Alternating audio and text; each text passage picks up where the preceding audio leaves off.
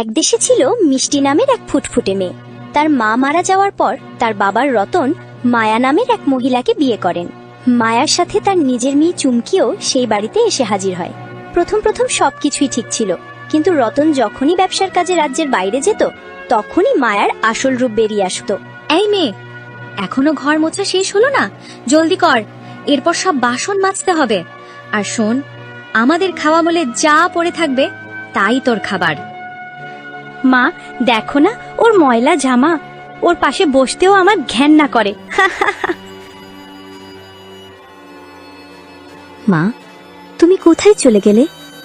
দেখো আমি কত একা হয়ে গেছি। মিষ্টির দিন কাটতো সারা দিনের খাটুনি আর সৎ মা ও বোনের বকাঝকা শুনে। তার বাবা ফিরে এলে সে কিছুই বলতে পারত না, কারণ মায়া তাকে ভয় দেখিয়ে রেখেছিল। একদিন দুপুরে মায়া মিষ্টিকে একটা শুকনো রুটি খেতে দিল। মিষ্টি সেই রুটি নিয়ে বাগানের এক কোণে বসে খেতে যাচ্ছিল। এমন সময় সে দেখলো একটি ছোট্ট নীল পাখি গাছের ডাল থেকে পড়ে গিয়ে যন্ত্রণায় ছটফট করছে। তার ডানা জখম। আহারে পাখিটা, তোমার তো খুব লেগেছে, দাঁড়াও আমি জল এনে দিচ্ছি। মিষ্টি তার নিজের ভাগের জল থেকে একটু জল পাখিটাকে খাওয়ালো এবং তার শুকনো রুটিটা গুঁড়ো করে তার মুখের কাছে ধরলো। পাখিটা অল্প অল্প করে খেলো। মিষ্টি প্রতিদিন লুকিয়ে পাখিটার যত্ন নিতে লাগলো। কয়েকদিন পর পাখিটা সুস্থ হয়ে উড়ে মিষ্টির কাঁধে এসে বসলো। তুমি খুব দয়ালু মিষ্টি, তুমি নিজের খাবার আর জল আমাকে দিয়ে আমার প্রাণ বাঁচিয়েছো। আজ থেকে আমি তোমার বন্ধু। যে কোনো বিপদে তুমি শুধু মনে মনে 3 বার আমাকে ডেকো, আমি চলে আসব। তুমি কথা বলতে পারো? হ্যাঁ পারি, তোমার ভালোবাসাই আমাকে কথা বলার শক্তি দিয়েছে। রাজ্যে ঘোষণা হলো রাজপুত্রের বিয়ের জন্য এক বিশাল অনুষ্ঠানের আয়োজন করা হয়েছে। রাজ্যের সব সুন্দরী মেয়েদের সেই অনুষ্ঠানে আমন্ত্রণ জানানো হলো। খবর শুনে চুমকি আনন্দে নাচতে শুরু করলো। মা, আমি রাজপুত্রের অনুষ্ঠানে যাব, আমি সবচেয়ে সুন্দর জামা পরবো, রাজপুত্র নিশ্চয়ই আমাকেই পছন্দ করবে। হ্যাঁ রে মা, তুই তো হবি এ রাজ্যের রানী। আর তুই অস্পৃশ্য কথাকার, তুই ওই অনুষ্ঠানের দিকে চোখ তুলেও তাকাবি না। মা, আমিও কি একবার যেতে পারি? দূর থেকে একটু দেখেই চলে আসব।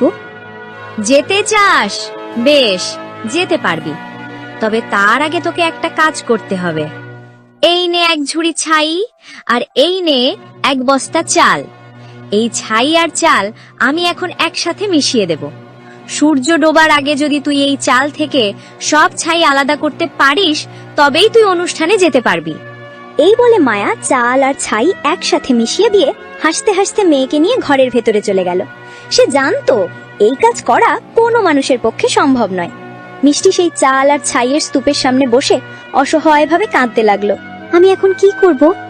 এ তো কোনোদিনও সম্ভব নয়। কেঁদো না বন্ধু, চোখ বন্ধ করে আমাকে ডাকতে বলেছি না।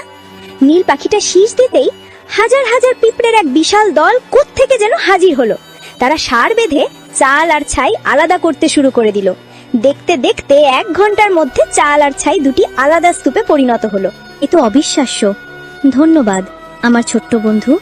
কাজ শেষ হয়ে গেছে দেখে মায়া আর চুমকি রাগে জ্বলে গেল, কিন্তু শর্ত অনুযায়ী তারা মিষ্টিকে আটকাতে পারল না। দাঁড়াও মিষ্টি, তুমি এভাবে যেতে পারো না। এই বলে নীল পাখিটা তার ডানা ঝাপটা দিতেই এক অপূর্ব সুন্দর পোশাকে পরিণত হলো, আর তার পায়ে এক জোড়া কাঁচের জুতো চলে এলো। অনুষ্ঠানে মিষ্টিকে দেখে রাজপুত্র মুগ্ধ হয়ে গেল। সে আর কারো দিকে তাকালো না। অনুষ্ঠান থেকে ফেরার পথে তাড়াহুড়োয় মিষ্টির এক পাটি কাঁচের জুতো খুলে পড়ে যায়। পরদিন রাজপুত্র সেই জুতো নিয়ে সারা রাজ্যে সেই অপরূপা মেয়েটিকে খুঁজতে বেরোলো। অবশেষে সে মিষ্টিদের বাড়িতে এসে পৌঁছলো। এই জুতো তো আমার মেয়ের, ও কাল অনুষ্ঠানে এটাই পরেছিল। চুমকি অনেক চেষ্টা করেও সেই জুতো পরতে পারলো না, কারণ তার পা ছিল অনেক বড়। এরপর রাজপুত্র মিষ্টিকে জুতোটা পরতে বলল। জুতোটা সহজেই মিষ্টির পায়ে একেবারে পডি হয়ে গেল। ঠিক সেই মুহূর্তে মিষ্টির বাবা রতন ব্যবসার কাজ ছেড়ে বাড়ি ফিরে এলেন। তিনি পুরো ঘটনা দেখে স্তম্ভিত হয়ে গেলেন। মায়া, আমি তোমার উপর বিশ্বাস করে আমার মেয়ের দায়িত্ব দিয়েছিলাম, আর তুমি আমার অগোচরে ওর উপর এত অত্যাচার করেছো। আমি সব শুনেছি। কি এমন সুন্দর ও দয়ালু মেয়ের সাথে আপনারা এই ব্যবহার করেছেন? রতন তার ভুল বুঝতে পেরে মায়া আর চুমকিকে সেই বাড়ি থেকে বের করে